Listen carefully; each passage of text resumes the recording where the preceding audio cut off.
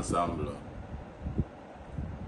Éternel, notre Dieu, notre Père, nous te remercions, nous te louons. Toi qui es digne de louange, d'honneur, de puissance, de royauté et de magnificence. Merci Seigneur pour nous avoir ouvert notre occasion d'étudier ta parole. Sanctifie-nous par ta parole. Ta parole est la vérité, Seigneur. Parle à travers moi, par moi et pour moi, afin que, Seigneur, la parole qui sort de mes bouches contribue à fortifier et à éclairer et à raffermir, Seigneur, tes enfants qui écoutent. Au nom et par amour de Jésus, nous prions. Amen.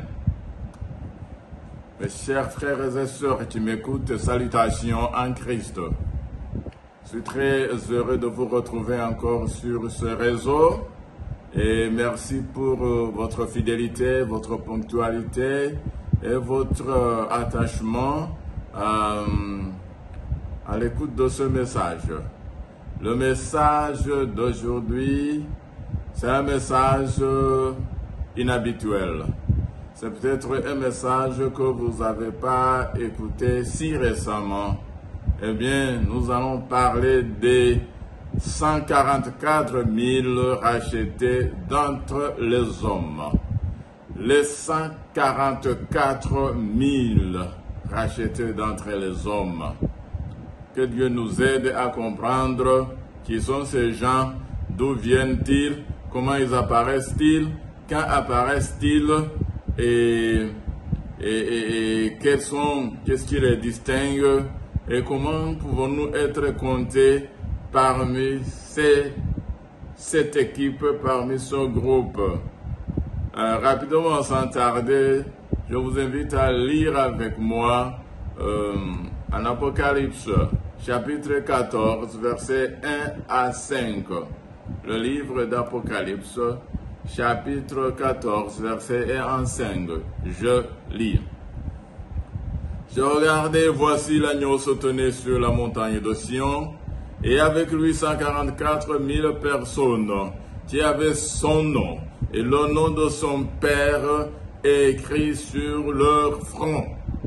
Et j'entendis du ciel une voix comme un bruit de grosses eaux, comme le bruit d'un grand tonnerre, et la voix que j'entendis était comme celle des joueurs de harpe jouant de leur harpe. Et ils chantaient un cantique nouveau devant le trône et devant les 4 êtres vivants et les vieillards. Et personne ne pouvait apprendre le cantique si ce n'est les 144 000 qui avaient été rachetés de la terre.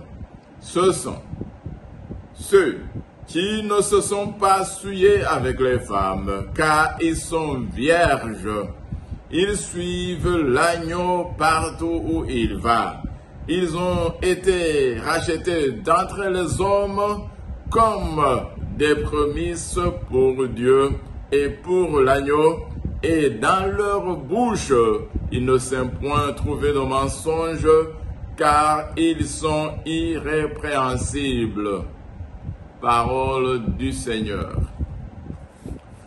Mes chers amis qui m'écoutent, nous allons un peu approfondir ce groupe qui apparaît sur la montagne de Sion, la montagne sainte, la sainte Jérusalem, et ces 144 000 personnes, ce qui les distingue de tous les autres, ils ont le nom sur leur front, ils ont le nom de Jésus et le nom du Dieu le Père écrit sur leur front.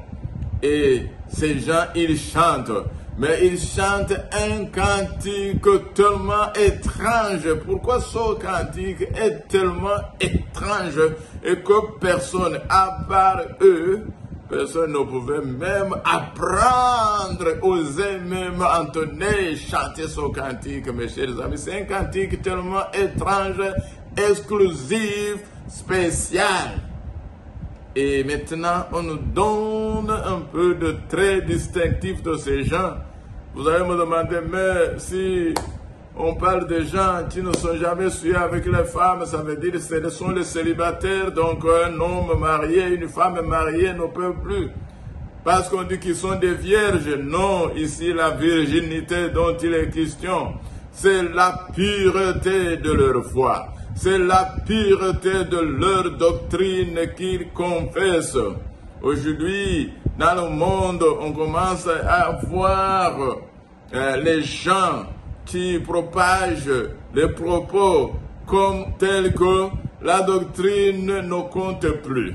Ce qui compte, c'est que nous ayons l'amour entre les uns et les autres et que nous aimons Jésus, mais la doctrine ne compte plus. Alors que la Bible est très claire à la loi et au témoignage, ça c'est Ésaïe chapitre 8 verset 20.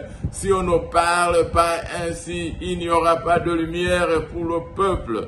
La loi et les prophètes, la doctrine sainte qui caractérise les croyants des derniers temps, ils doivent se distinguer du monde. Ils doivent professer une foi et une doctrine pure, non mélangée par le poison de Babylone, que nous verrons par la suite c'est quoi dans une autre leçon.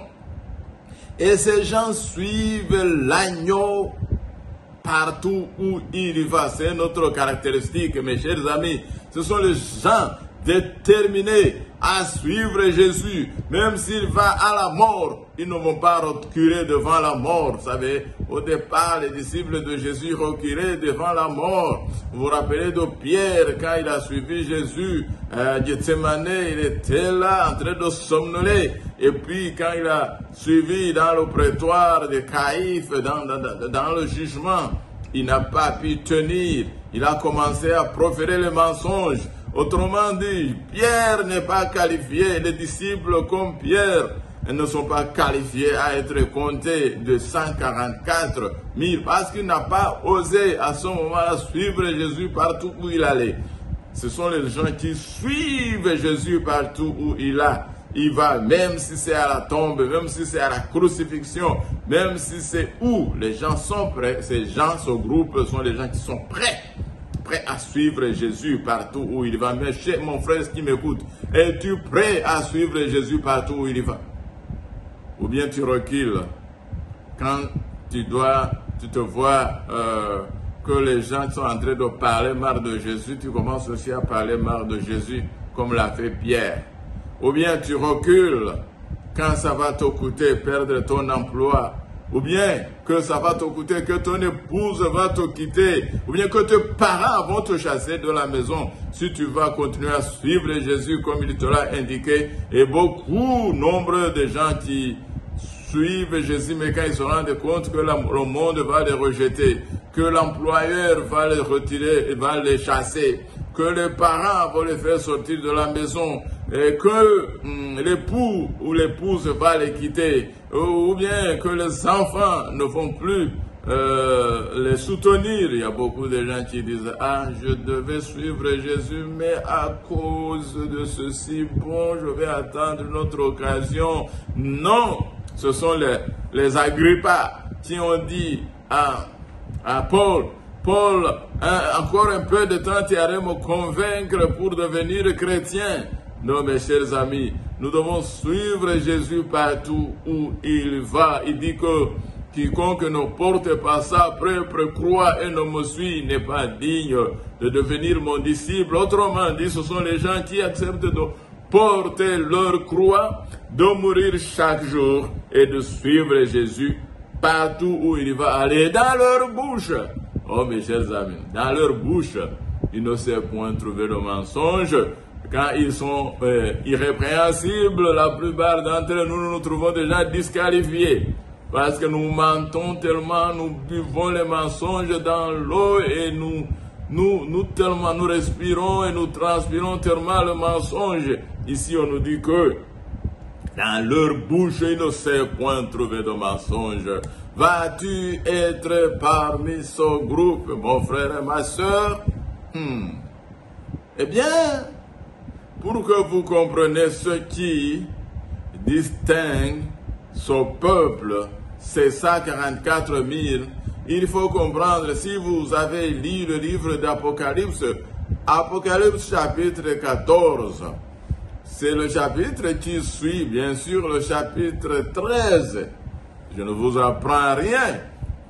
Oui, 14 suit 13. Mais qu'est-ce que nous rencontrons dans l'Apocalypse 13? Je vais lire les versets 8, 16 et 17. Et vous comprendrez pourquoi j'ai dit que Apocalypse, ou bien les 14, les 144 000 apparaissent après avoir énoncé les paroles très frappantes de l'Apocalypse chapitre 13, où nous lisons versets 8, 16 et 17.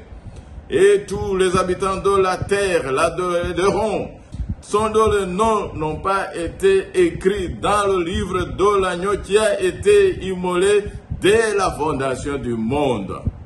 Je me permets de lire ce verset tel qu'il est écrit dans les traductions originales qui n'ont pas été modifiées. Donc ici on parle de gens que tout le monde va adorer une bête. Tout le monde va se soumettre à un pouvoir étrange, un pouvoir à la fois séculaire, religieux, persécuteur, et tout le monde dont le nom n'a pas été écrit dans le livre de l'agneau. Nous venons de voir que les 144 avaient leur nom même scellé, écrit, donc vont adorer la bête, le pouvoir persécuteur, le pouvoir étrange qui est dans le monde. Et le verset 16, il est dit, c'est la bête dont il est question. Et les filles que tous, petits et grands, riches et pauvres, libres et esclaves, reçussent une marque sur leur main droite ou sur leur front.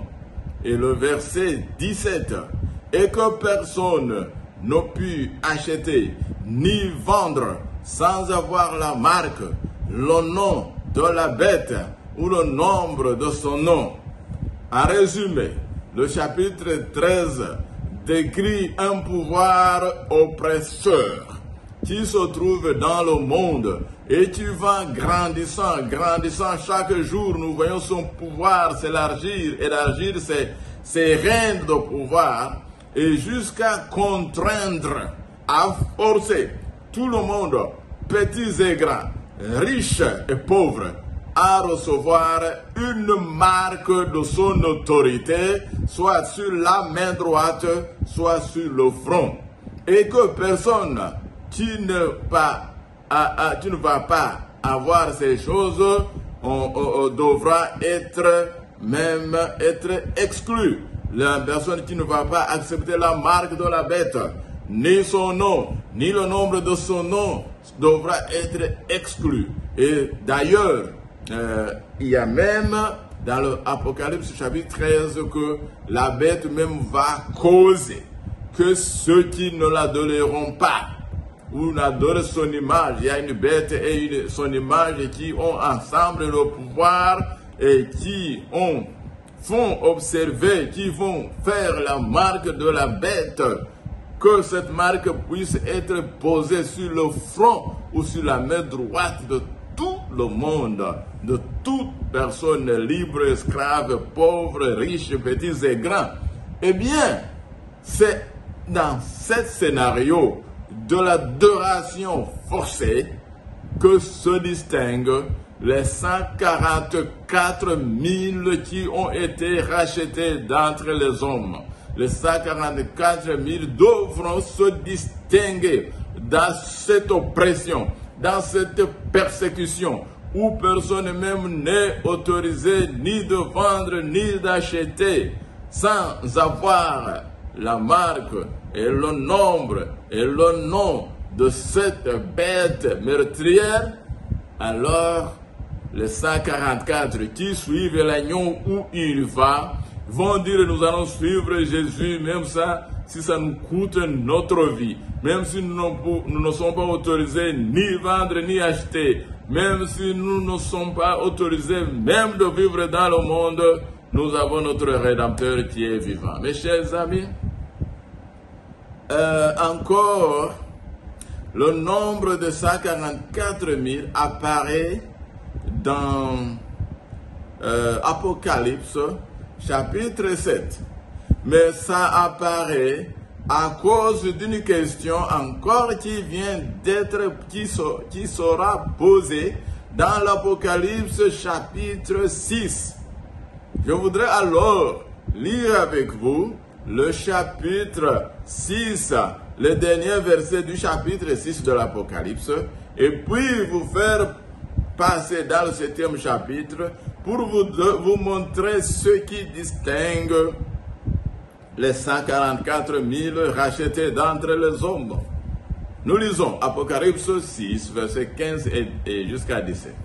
Les rois de la terre, les grands, les chefs militaires, les riches, les puissants, tous les esclaves et les hommes libres, tous ces gens que nous venons de voir dans le chapitre 13, se cachèrent dans les cavernes et dans les rochers de montagne.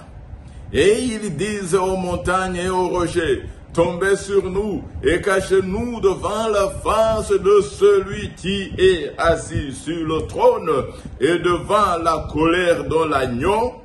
Et le verset 17 dit, car le grand jour de sa colère est venu, et qui peut subsister? Mes chers amis, une question est posée. Qui peut subsister quand la colère de l'agneau est manifestée? Autrement dit, ici c'est quand Jésus sort de son tabernacle, sort du ciel, habillé comme un conquérant, avec un épée à double tranchant, et il vient frapper le monde de la malédiction parce qu'ils n'ont pas aimé sa justice, ils n'ont pas aimé son apparition, ils ont persécuté et ils ont même fait tuer tous ceux qui l'adoraient, tous ceux qui le suivaient, et ils sont en train de le persécuter. Alors, à ce moment-là, Jésus-Christ sort pour venir libérer son peuple. Et quand il sort, quand il commence à apparaître, quand les signes de son avènement s'intensifient et c'est devenu au-delà de tout doute que Jésus-Christ arrive. Parce qu'avant de le voir, mes chers amis, c'est un roi des rois, c'est un seigneur de seigneurs, tout roi, je ne sais pas, tout grand homme sur la terre. Quand il va apparaître là où vous êtes, vous allez voir les signes. Et le signe de son arrivée est proche. Quand le président va passer, vous allez voir que les militaires commencent à être nombreux sur la voie. Vous allez voir que les policiers commencent à être nombreux sur la voie. Vous allez commencer à voir qu'on commence à arrêter tous les véhicules. Mettez de côté les véhicules, libérez les voies. On va dire à vous, vous passez très rapidement. On va vous arrêter. On va vous faire sortir de la voie. Demandez de garer. On vous force de garer en dehors de la voie. Et vous voyez les motos avec les sirènes commencer à apparaître. Vous savez que le président va apparaître. Eh bien, la même chose, ne pensez pas que Jésus-Christ va apparaître sans qu'on n'ait pas débrayé le chemin.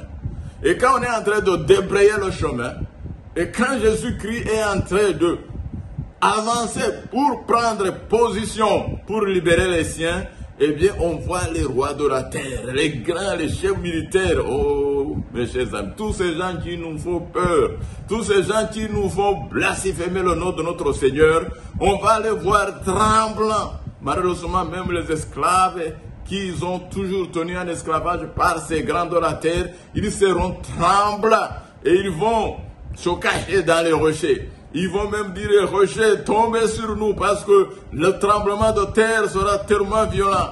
Les eaux de la mer seront en train de se lever, en train d'engloutir les îles et de les envoyer, et les villes littoraux. Et ces plages, ces belles plages, ces villes qui sont construites sur les bords de mer seront en train d'être lavées de la surface de la terre. Alors, quand cela sera en train de se passer, eh bien, les gens vont crier, voici, l'agneau vient, tout le monde le sait. Oui, on dit que personne ne connaîtra le jour ni l'heure de l'arrivée de Jésus. Je suis d'accord. Mais quand il va arriver, mon ami, tu ne peux pas rater cet événement. Tout le monde aura des signes indubitables qu'il arrive. C'est ce que cette version nous dit. Eh bien, quand il arrive, voici, avant même son arrivée, on nous parle encore de 144 000. Comment ils apparaissent? Apocalypse 7, verset 2 à 4. Et je vis un autre ange qui montait du côté du soleil levant et qui tenait l'osseau du Dieu vivant. L'osseau. Il cria d'une voix forte aux 4 anges à qui il avait été donné de faire du mal à la terre et à la mer. Et il dit, parce que nous venons de voir qu'il y aura du mal tellement fait sur la mer et la terre. Mais l'ange dit, juste avant cet incident, ne faites moins de mal à la terre, ni à la mer, ni aux arbres, jusqu'à ce que nous ayons marqué du sceau le front des serviteurs de notre Dieu. Alors, verset 4, et j'entendis le nombre de ceux qui avaient été marqués du sceau, 144 000 de toutes les tribus des fils d'Israël. Mes chers amis, nous voyons comment se distingue le 144 000. Nous avons vu que c'est un peuple qui refuse d'adorer la bête, d'adorer l'image de la bête, qui refuse d'être forcé de porter la marque de la bête sur sa main droite et sur son front. C'est un peuple qui est persécuté, mais c'est un peuple qui est tellement spécial. Je dirais c'est une armée spéciale de Dieu dans le combat contre le mal. Eh bien, quand on doit venir infliger à la terre et à la mer de la punition, quand on va verser la colère sans mélange de l'agneau sur la terre, eh bien, il y a un ange qui vient avec l'autorité, il vient du ciel, il crie aux anges qui étaient prêts à faire souffrir et à infliger toutes sortes de souffrances sur la terre. Il dit, attendez un moment, il y a une œuvre que nous devons finir. Ne faites pas du mal à la terre, ni à la mer, ni aux arbres avant que nous ayons fini la tâche très spéciale de marquer du sceau le front des serviteurs de notre Dieu. Et on vit le marque sur les 144 000. Et alors, après, quand on les a distingués, voilà maintenant la destruction va se déchaîner sur la terre, mes chers amis. Nous allons voir que les 144 000, ce n'est pas tellement un concept nouveau dans l'Apocalypse. Est-ce que ce concept se retrouve quelque part dans la Bible, peut-être dans l'Ancien Testament? Voyons Psaume chapitre 24. Psaume chapitre 24, versets 3 à 4. Parce que nous venons de voir la question qui est posée en Apocalypse 6, verset 17. Qui pourra subsister quand la colère de l'agneau est venue? Qui pourra subsister? Eh bien, nous voyons une telle question posée autrement dans Psaume 24, verset 3 à 4. Qui pourra monter à la montagne de l'Éternel? Qui se lèvera jusqu'à son lieu saint? Eh bien, la réponse semble à ce que nous avons vu en Apocalypse 14. C'est lui qui a les mains innocentes et le cœur pur. C'est lui qui ne livre pas son âme au mensonge et qui ne jure pas pour tromper. Encore aujourd'hui, je me suis pris de Pierre. Vous vous rappelez quand Pierre était en train de renier Jésus, il a juré pour tromper. Mais heureusement qu'il s'est repenti et il est converti. Et quand il devait mourir le martyr, il a dit, attendez, je vous demande une faveur. On vous dit, quelle faveur encore? Tu penses qu'on ne va pas te tuer? Il dit, non, ce n'est pas ça. Mais ne me crucifiez pas dans la même position que l'on a crucifié mon sauveur. Crucifiez-moi à l'envers. Parce que moi j'ai renié mon sauveur, je ne mérite pas d'être honoré, d'être sacrifié et tué comme il a été tué. Renversez-moi parce que moi je suis pas digne. Et s'il vous plaît, regardez cette conversion. Et cette conversion soit se produire en nous, mes chers amis, si nous allons monter sur la montagne de l'Éternel. Mais les 144 000, ils ont les mains innocentes. On a vu qu'ils ont même ils sont vierges. Ils ont le cœur pur, c'est ça que dit la virginité. Et ils ne livrent pas leurs lèvres au mensonge. Ils n'ont jamais, dans leur bouche, ils ne sont point jamais sortis de paroles mensongères, mes chers amis. Bien, encore nous pouvons, comment dans ce monde de péché, comment dans ce monde que nous habitons, on peut trouver les gens qui sont tellement purs, les gens qui n'ont pas le mensonge, les gens qui ont les mains innocents, les gens qui ont le cœur pur, comment dans ce monde on peut le trouver, surtout dans notre époque aujourd'hui.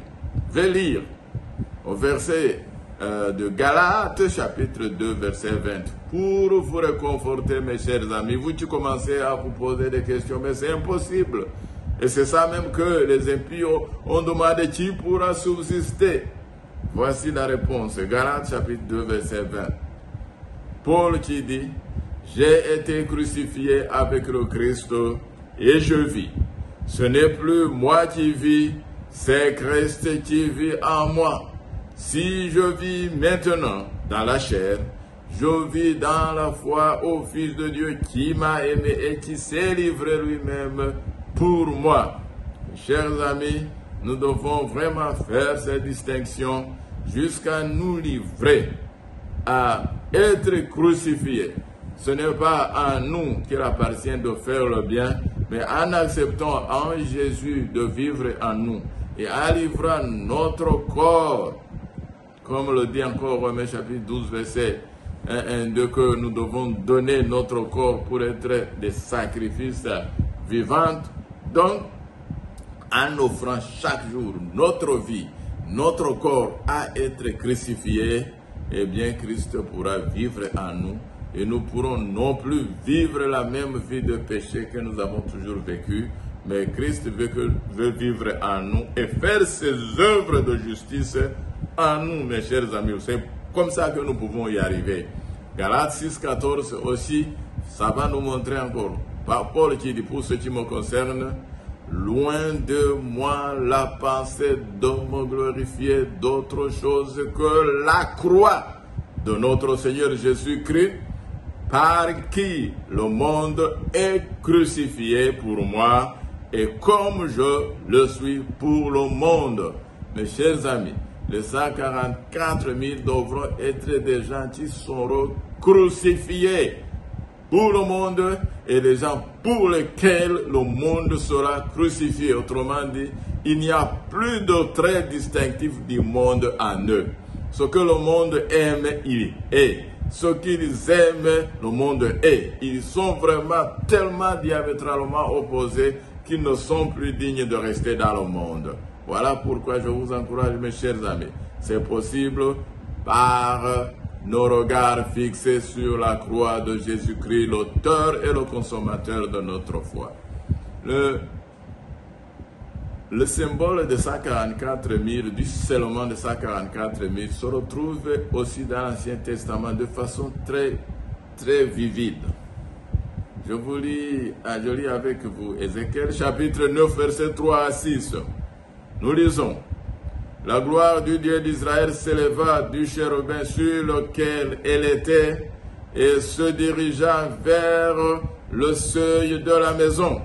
Et il appela l'homme vêtu de lin et portant une écritoire à la ceinture.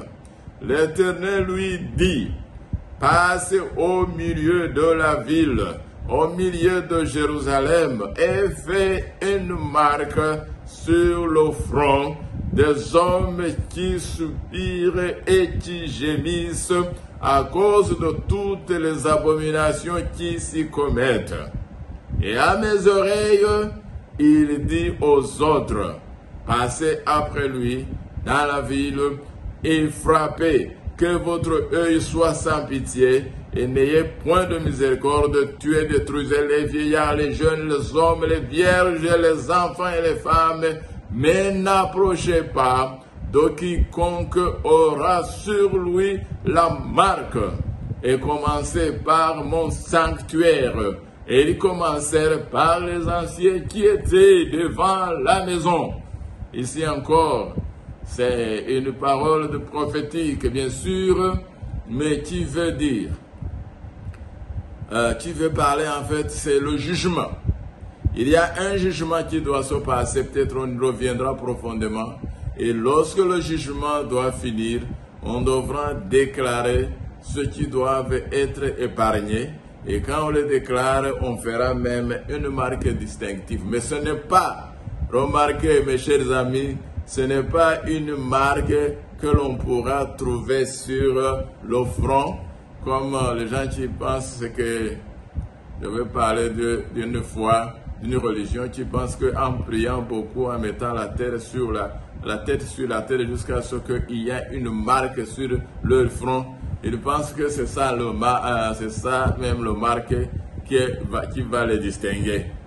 Ce n'est pas quelque chose de visible, c'est quelque chose qui est inscrit dans le front intérieur, dans le lobe frontal de notre cerveau. Ça veut dire le nom de Dieu est tellement écrit, la sainteté de Dieu est tellement écrite dans notre effort intérieur que nous ne pouvons plus même nous pencher pour faire le mal ou même pour penser au mal, tellement nous avons été lavés.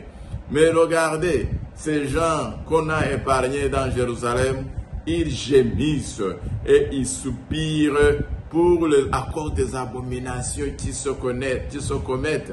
Ils ne sont pas fiers. Il y a des gens qui sont fiers des abominations. Ils acclament quand quelqu'un fait du mal. Ces gens seront détruits. Et bien aussi, remarquez une chose. Quand la destruction commence, on dit que la destruction commence dans le sanctuaire de Dieu. La destruction des impies commence devant la maison de Dieu. Autrement dit, mes chers amis, il y a beaucoup de gens qui sont dans l'église, même dans les positions de choix de l'église, dans les positions d'autorité et de commandement dans nos églises, mais ce sont les fils de l'impie, ce sont eux, c'est par eux, ces gens qui qui sont les loups dans les costumes, dans les robes de l'agneau, ils sont beaucoup dans l'église et le scellement, le sceau de Dieu ne sera pas mis sur ces gens qui nous feintent qu'ils sont les serviteurs de Dieu, qu'ils s'appellent les pasteurs, les prophètes. Je ne dis pas que tous les pasteurs, les prophètes, les apôtres sont mauvais, mais ici on nous montre qu'à Jérusalem, quand on doit même punir, on a commencé dans la maison. Donc le jugement commencera dans le sanctuaire même, dans l'église, et ça commencera même dans le clergé le plus haut placé, mes chers amis. Eh bien, nous sommes en train d'aller vers la fin. Et je demande, sur votre indulgence, ce sujet est très vaste, mais je vais essayer de le couvrir dans un petit temps, peut-être pour juste provoquer la réflexion et les recherches des uns et des autres. Apocalypse chapitre 15, versets 2 et 3. Apocalypse chapitre 15, versets 2 et 3. On nous présente encore d'une autre façon les 144 000. On n'a pas parlé du nombre, mais vous voyez comment on va les décrire. Et je vis comme une mer de verre mêlée de feu. Et ceux qui avaient vaincu la bête et son image et le nombre de son nom, debout sur la mer de verre ayant des harpes de Dieu.